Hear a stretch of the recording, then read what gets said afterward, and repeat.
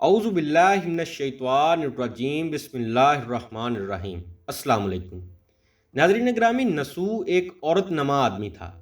باریک آواز، بغیر داڑھی اور نازک اندام مرد وہ اپنی ظاہری شکل و صورت سے فائدہ اٹھاتے ہوئے زنانہ حمام میں عورتوں کا مساج کرتا اور میل اتارتا تھا۔ کوئی بھی اس کی حقیقت نہیں جانتا تھا، سبھی اسے عورت سمجھتے تھے۔ یہ طریقہ اس کے لیے ذریعہ معاش بھی تھا اور عورتوں کے جسم سے لذت بھی لیتا تھا۔ کئی بار ضمیر کے ملامت کرنے پر اس نے اس کام سے توبہ بھی کر لی، لیکن ہمیشہ توبہ توڑتا رہتا تھا۔ ایک دن بادشاہ کی بیٹی حمام گئی۔ حمام اور مساج کرنے کے بعد پتہ چلا کہ اس کا ایک قیمتی ہار گم ہو گیا ہے۔ بادشاہ کی بیٹی نے حکم دیا کہ سب کی تلاشی لی جائے۔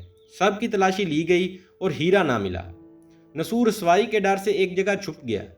جب اس نے دیکھا کہ شہزادی کی کنیزیں اسے ڈھونڈ رہی ہیں تو اس نے سچے دل سے خدا کو پکارا اور خدا کی بارگاہ میں دل سے توبہ کی اور وعدہ کیا کہ آئندہ کبھی بھی یہ کام نہیں کروں گا، میری لاج رکھ لے مولا۔ دعا مانگ ہی رہا تھا کہ اچانک باہر سے آواز سنائی دی کہ اس کو چھوڑ دو، ہیرا مل گیا ہے۔ نسو نم آنکھوں سے شہزادی سے رخصت لے کر گھر آ گیا۔ اس نے قدرت کا کرشمہ دیکھ لیا تھا اور ہمیشہ ہمیشہ کے لیے اس کام سے توبہ کر لی۔ کئی دنوں سے حمام نہ جانے پر ایک دن شہزادی نے بلاوا بھیجا کہ حمام آ کر میرا مساج کرو، لیکن اس نے بہانہ بنایا کہ میرے ہاتھ میں درد ہے، میں مساج نہیں کر سکتا۔ نسو نے دیکھا کہ اس شہر میں رہنا اس کے لیے مناسب نہیں ہے۔ سبھی عورتیں اس کو چاہتی ہیں اور اس کے ہاتھ سے مساج لینا پسند کرتی ہیں۔ جتنا بھی غلط طریقے سے مال کمایا تھا سب غریبوں میں بانٹ دیا اور شہر سے نکل کر کئی میل دور ایک پہاڑ پر ڈیرا ڈال کر اللہ کی عبادت میں مشغول ہو گیا۔ ایک دن اس کی نظر ایک بھینس پر پڑی جو اس کے قریب گھاس چر رہی تھی۔ اس نے سوچا کہ یہ کسی چرواہے سے بھاگ کر یہاں آ گئی ہے، جب تک اس کا مالک نہ آ جائے تب تک میں اس کی دیکھ بھال کر لیتا ہوں۔ لہذا اس کی دیکھ بھال کرنے لگا۔ کچھ دن بعد ایک تجارتی قافلہ راستہ بھول کر ادھر آ گیا جو سارے پیاس کی شدت سے نڈال تھے۔ انہوں نے اس سے پانی مانگا۔ نسو نے سب کو بھینس کا دودھ پلایا اور سب کو سیراب کر دیا۔ قافلے والوں نے نسو سے شہر جانے کا راستہ پوچھا۔ نسو نے ان کو آسان اور نزدیکی راستہ دکھایا۔ اس کے اخلاق سے متاثر ہو کر تاجروں نے جاتے ہوئے اسے بہت سارا مال بطور تحفہ دیا۔ نسو نے ان پیسوں سے وہاں کنواں کھدوا دیا۔ آہستہ آہستہ وہاں لوگ بسنے لگے اور عمارتیں بننے لگیں۔ وہاں کے لوگ نسو کو بڑی عزت اور احترام کی نگاہ سے دیکھتے تھے۔ رفتہ رفتہ نسو کی نیکی کے چرچے بادشاہ تک جا پہنچے۔ بادشاہ کے دل میں نسو سے ملنے کا اشتیاق پیدا ہوا۔ اس نے نسو کو پیغام بھیجا کہ بادشاہ آپ سے ملنا چاہتے ہیں، مہربانی کر کے آپ دربار میں تشریف لے آئیں۔ جب نسو کو بادشاہ کا پیغام ملا اس نے ملنے سے انکار کر دیا اور معذرت چاہی کہ مجھے بہت سارے کام ہیں، میں نہیں آ سکتا۔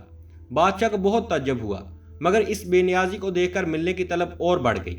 بادشاہ نے کہا کہ اگر نسو نہیں آ سکتے تو ہم خود اس کے پاس جائیں گے۔ جب بادشاہ نسو کے علاقے میں داخل ہوا، خدا کی طرف سے ملک الموت کو حکم ہوا کہ بادشاہ کی روح قبض کر لے۔ چونکہ بادشاہ بطور عقیدت مند نسو کو ملنے آ رہا تھا اور رعایا بھی نسو کی خوبیوں کی گرویدہ تھی، اس لیے نسو کو بادشاہ کے تخت پر اٹھا دیا۔ نسو نے اپنے ملک میں عدل اور انصاف کا نظام قائم کیا۔ وہی شہزادی جسے عورت کا بیس بدل کر ہاتھ لگاتے ہوئے بھی ڈرتا تھا، اس شہزادی نے نسو سے شادی کر لی۔ ایک دن نسو دربار میں بیٹھا لوگوں کی داد رسی کر رہا تھا کہ ایک شخص وارد ہوا اور کہنے لگا کہ کچھ سال پہلے میری بھینس گم ہو گئی تھی، بہت ڈھونڈا مگر نہیں ملی، برائے مہربانی کر کے میری مدد فرمائیں۔ اس نے کہا کہ تمہاری بھینس میرے پاس ہے، آج جو کچھ میرے پاس ہے وہ تمہاری بھینس کی وجہ سے ہے۔ نسو نے حکم دیا کہ اس کے سارے مال و دولت کا آدھا حصہ بھینس کے مالک کو دے دیا جائے۔ وہ شخص خدا کے حکم سے کہنے لگا، اے نسو جان لو، نہ میں انسان ہوں اور نہ ہی وہ جانور بھینس ہے، بلکہ ہم دو فرشتے ہیں، تمہارے امتحان کے لیے آئے تھے۔